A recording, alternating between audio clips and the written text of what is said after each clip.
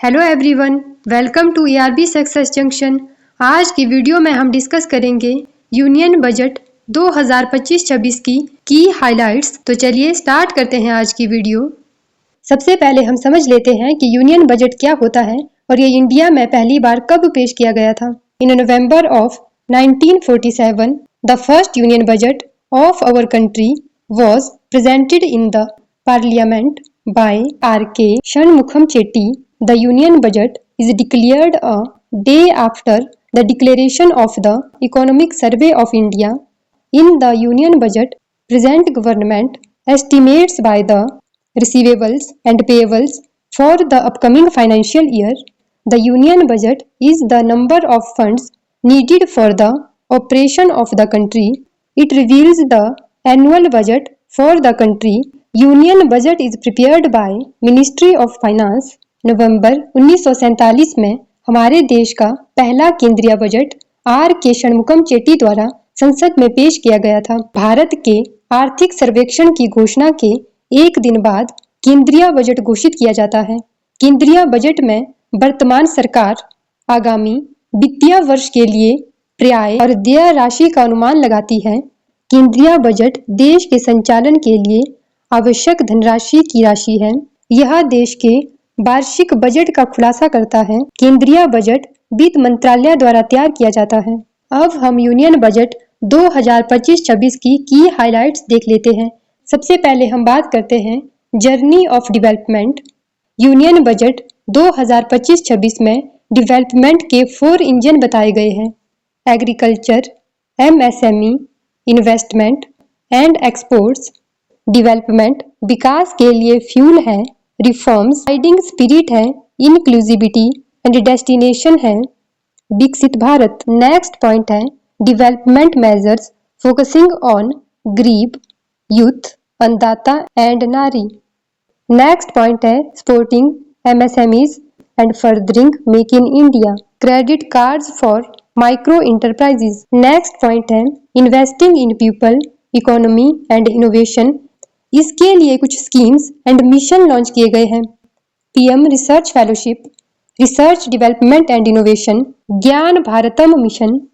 Next point है financial sector reforms and development.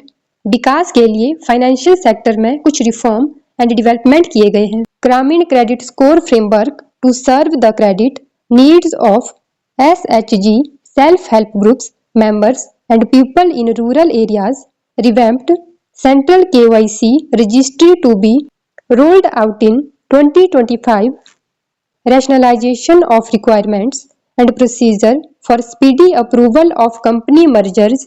FDI limit for the insurance sector will be raised from 74 to 100%. Next point है indirect tax proposals, rationalization of custom tariff structure for industrial goods, removal of 7 tariff rates, apply not more than one cess or surcharge, apply equivalent cess to maintain effective duty incidence on most items and lower cess on certain.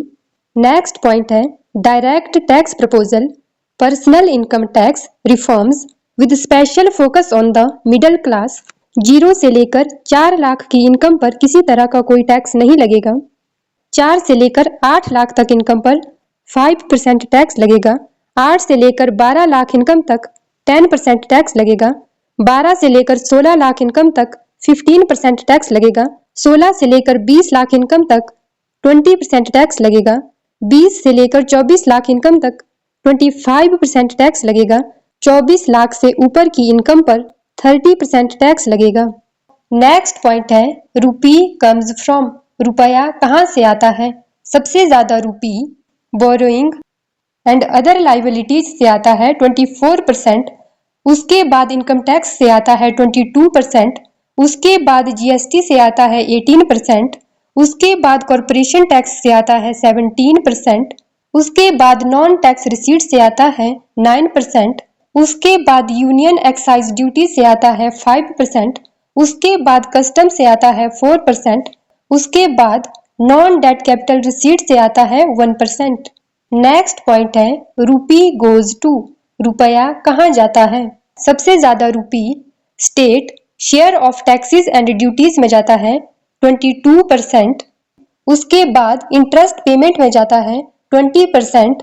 उसके बाद central sector scheme में जाता है 16%। उसके बाद finance commission and other transfers, other expenditure, centrally sponsored scheme and defence में 8% जाता है। उसके बाद मेजर सब्सिडी में 6% जाता है। उसके बाद पेंशन में 4% जाता है।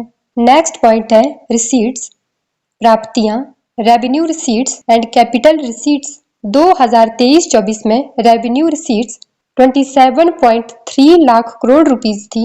2024-25 में बजट एस्टीमेट के अकॉर्डिंग रेवेन्यू रिसीट 31.3 होगी। 2024-25 रिवाइज्ड एस्टीमेट के according revenue receipt 30.9 lakh crore rupees होगी। 2025-26 बजट एस्टीमेट के according revenue receipt 34.2 lakh crore rupees होगी। 2023-24 में capital receipt 17.1 lakh crore rupees थी। 2025-26 में बजट एस्टीमेट के according capital receipt. Next point है एक्सपेंडिचर, इफेक्टिव कैपिटल एक्सपेंडिचर 2023-24 में 12.5 लाख करोड़ रुपीस था और रेवेन्यू एक्सपेंडिचर 2023-24 में 34.9 लाख करोड़ रुपीस था। 2025-26 में बजट एस्टीमेट के according effective capital expenditure 15.5 lakh crore rupees होगा और रेवेन्यू एक्सपेंडिचर 2025-26 में बजट एस्टीमेट के अकॉर्डिंग 39.4 लाख करोड़ रुपीस होगा। नेक्स्ट पॉइंट है deficit trends, percentage of GDP. Fiscal deficit 2021-22 में 6.7% था। 2022-23 में 6.4% था।